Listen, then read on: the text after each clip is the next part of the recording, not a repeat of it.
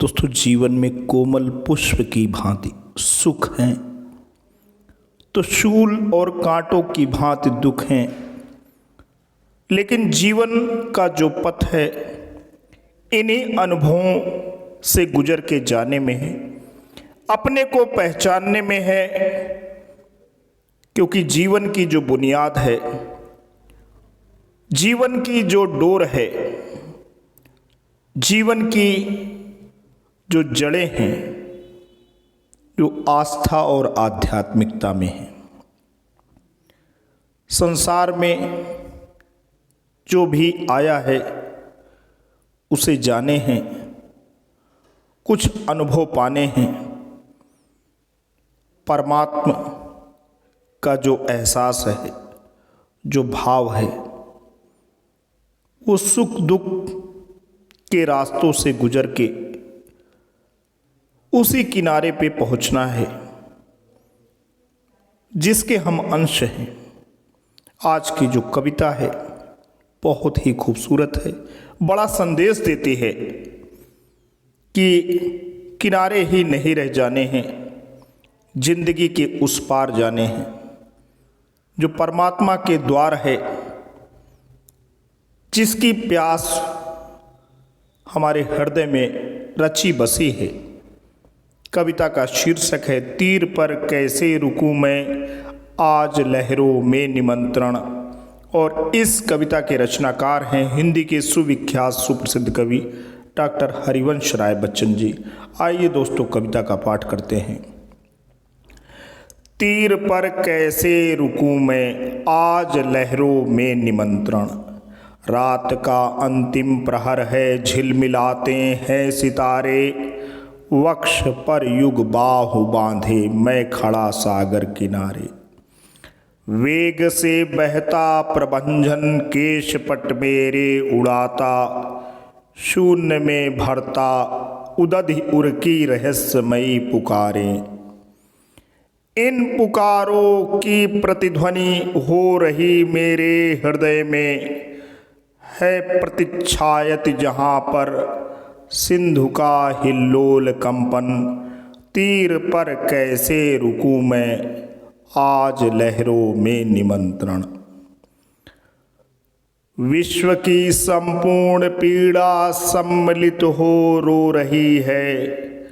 शुष्क पृथ्वी आंसुओं से पांव अपने धो रही है। इस धरा पर जो बसी दुनिया, यही अनुरूप उसके। इस व्यथा से हो न विचलित, नींद सुख की सो रही है। क्यों धरण अब तक न गलकर लीन जलनिध में गई हो।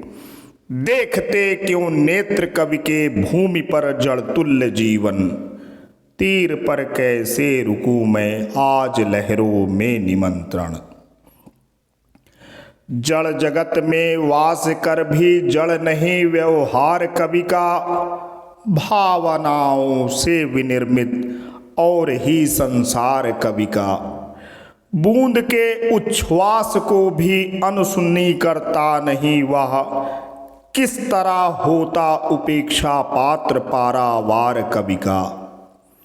जिस तरह मरु के हृदय में है कहीं लहरा रहा सर, जिस तरह पावस पवन में है पपीहे का छिपा स्वर। जिस तरह से अश्रु आहों से भरी कवि की निशा में नींद की परियां बनाती कल्पना का लोक सुक्कर। सिंधु के इस तीव्र हाहाकार ने विश्वास मेरा है छिपा रखा कहीं पर एक रस परिपूर्ण गायन। तीर पर कैसे रुकूं मैं, आज लहरों में निमंत्रण। नेत्र सहसा आज मेरे तम पटल के पार जाकर, देखते हैं रत्न सीपी सी बना प्रासाद सुंदर। नेत्र सहसा आज मेरे तम पटल के पार जाकर, देखते हैं रत्न सीपी से बना प्रासाद सुंदर। है खड़ी जिसमें उषा ले दीप कुंचित रश्मियों का, ज्योति में जिसकी सुनहली सिंधु कन्याएं मनोहर। गूढ़ अर्थों से भरी मुद्रा बनाकर गान करती और करती अति अलौकिक ताल पर उन्मत्त नर्तन। तीर पर कैसे रुकूं मैं, आज लहरों में निमंत्रण। मौन हो गंधर्व बैठे कर श्रवण इस गान का स्वर, वाद्य यंत्रों पर चलाते हैं नहीं अब हाथ किन्नर। अप्सराओं के उठे जो पग उठे ही रह गए हैं, कण उत्सुक नेत्र अपलक साथ देवों के पुरंदर। एक अद्भुत और अविचल चित्र सा है जान पड़ता, देवबालाएं विमानों से रही कर पुष्प वर्णन। तीर पर कैसे रुकूं मैं, आज लहरों में निमंत्रण। दीर्घ उर में भी जलधि के हैं नहीं खुशियाँ समाती, बोल सकता कुछ न उठती फूल वारंवार छाती। हर्ष रत्नागार अपना कुछ दिखा सकता जगत को, भावनाओं से भरी यदि यह फफक कर फूट जाती। सिंधु जिस पर गर्व करता और जिसकी अर्चना को, स्वर्ग झुकता क्यों न उसके प्रति करे कवि अर्घ अर्पण। तीर पर कैसे रुकूं मैं, आज लहरों में निमंत्रण। आज अपने स्वप्न को मैं सच बनाना चाहता हूँ, दूर की इस कल्पना के पास जाना चाहता हूँ तैर जाना। सामने अम्बुधि पड़ा जो कुछ विभा उस पार की, इस पार लाना चाहता हूँ। स्वर्ग के भी स्वप्न भू पर देख उनसे दूर ही था, किंतु पाऊंगा नहीं कर आज अपने पर नियंत्रण। तीर पर कैसे रुकूं मैं, आज लहरों में निमंत्रण। लौट आया यदि वहाँ से, तो यहाँ नवयुग लगेगा। नव प्रभाती गान सुनकर भाग जगती का जगेगा।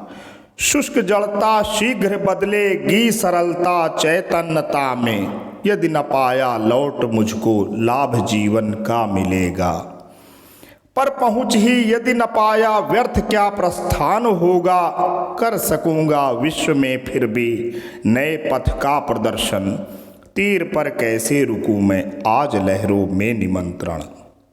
देखता हूँ आँख के आगे नया यह क्या तमाशा, कर निकल कर दीर्घ जल से हिल रहा करता मनासा। मैं हथेली मध्य चित्रित नीरमग्न प्राय बेड़ा, मैं हथेली मध्य चित्रित नीरमग्न प्राय बेड़ा। मैं इसे पहचानता हूँ, है नहीं क्या यह निराशा। हो पड़ी उद्दाम इतनी उर उमंगे, अब न उनको रोक सकता भय निराशा का, न आशा का प्रवंचन। तीर पर कैसे रुकूं मैं, आज लहरों में निमंत्रण। पोत अगणित इन तरंगों ने डुबाए मानता मैं, पार भी पहुँचे बहुत से बात यह भी जानता मैं।